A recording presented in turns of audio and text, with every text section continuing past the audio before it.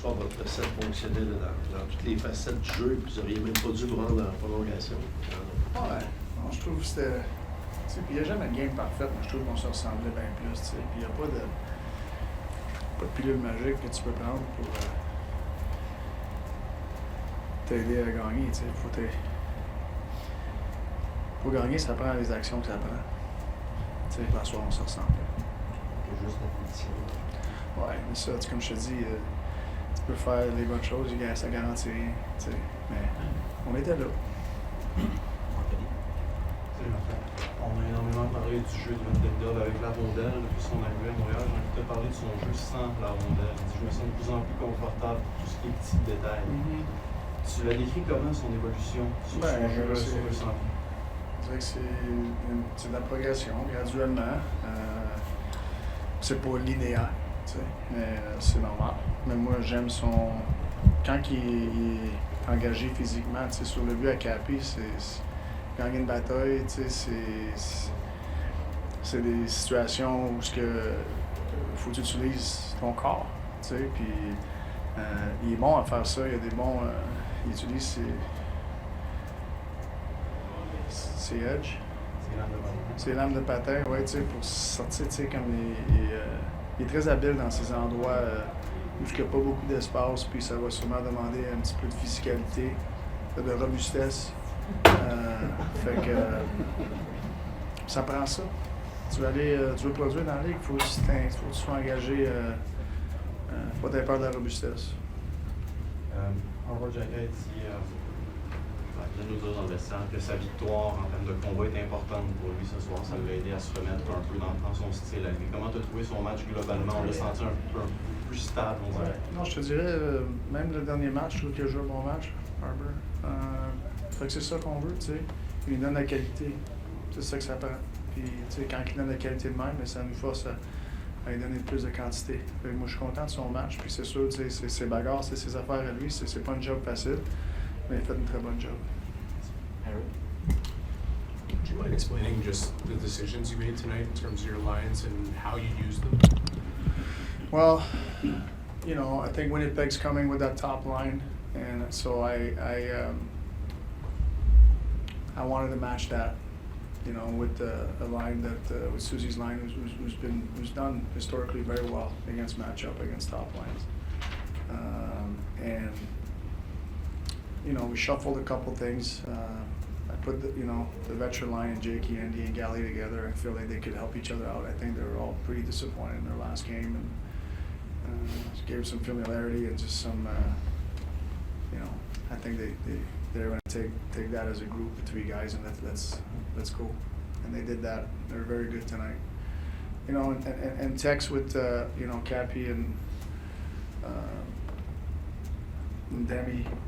You know, we know that Tex got, you know, high skill, and I think he can slow them down. I thought he made some great plays tonight. And still learning the other side of the game with us a little bit, but I felt he was pretty responsible and gave us some really good minutes with those guys. And as we're evaluating with him, like what do we really have, you know? And there was an opportunity for that, you know. And then you know, Davey, who hasn't played recently, and Joey, you know, and Boldy just kind of gave us some depth there, and I think we were kind of, you look at their lineup and our lineup, and we're just kind of trying to match, you know, especially on the back-to-back, it was, you know, we're trying to match, you know, with their guys. I thought we did a good job at that. Sorry, just to follow up, what did you gain from trusting the Kapanen line a bit more in the defensive zone and giving Jake's line a bit more opportunity to you guys? Experience for the Cappy line, you know, if we're gonna, you know, as we go through this month, we have a lot of games, you have to be able to spread the ice a little bit, and, you know, so you have to be able to trust people, and you'll never be able to trust them unless you give them that experience. So I felt that was a little bit of that. Marty Valeno was pretty dominant in the faceoffs tonight. You had him out there to start overtime to win the faceoff. You talk about players even fitting the chairs. The last few games, it looks like he's fitting more comfortably into what you want him to do. Is that a sense? Yeah, I would say that.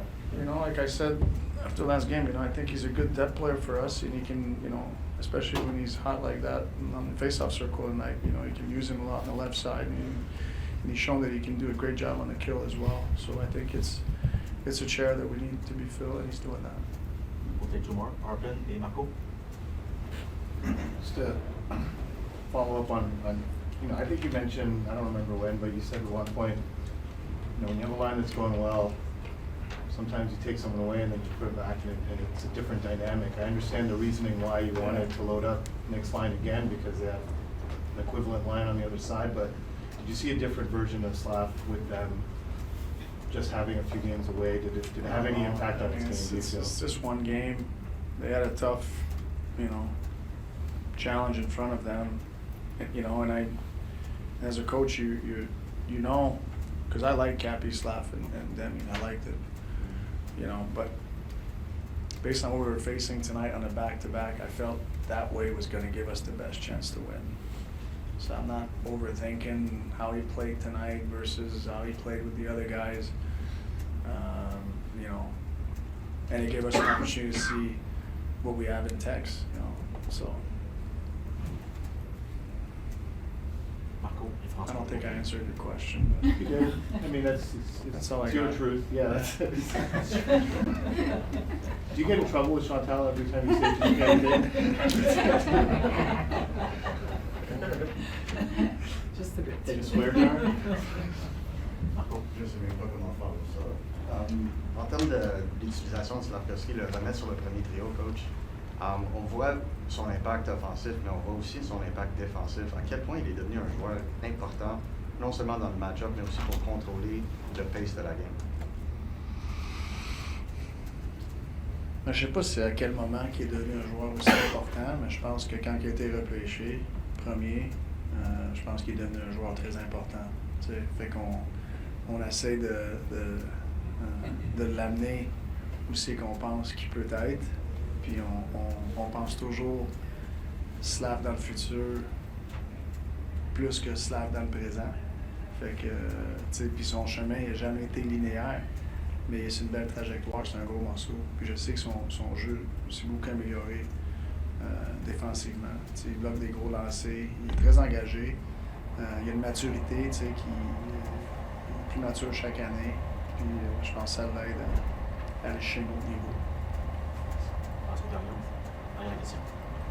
Martin, ton équipe avait besoin de mieux jouer ce soir, elle l'a fait.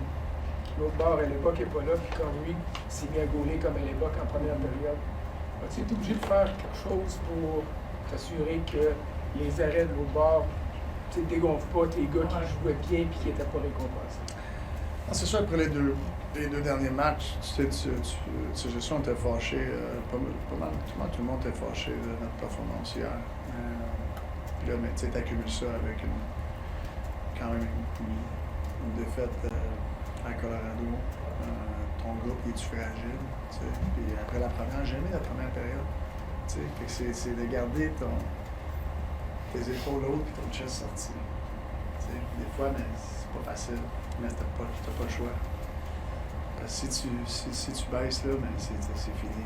Puis si tu gardes ton chest en haut et tes épaules, mais là tu te donnes une chance. Je pense que c'est ça qu'on a fait, on a resté à la tâche. C'est un bon signe.